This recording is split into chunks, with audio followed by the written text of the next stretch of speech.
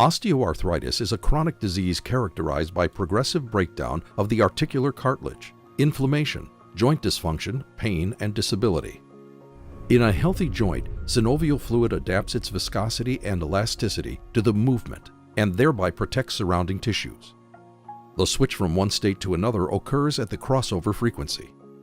The optimal crossover frequency is 0.4 Hz.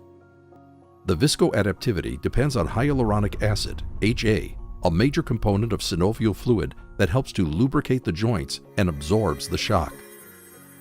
Due to oxidative stress and other biological processes, degraded HA cannot maintain the mechanical integrity of the joint, leading to increased friction, further inflammation, and reduced function.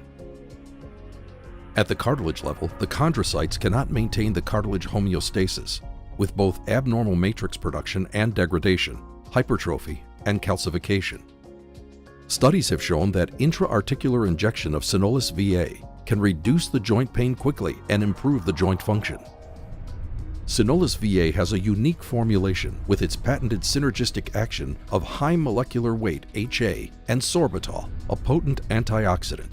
The mutual protection of Sorbitol and HA are stabilized with hydrogen bonds.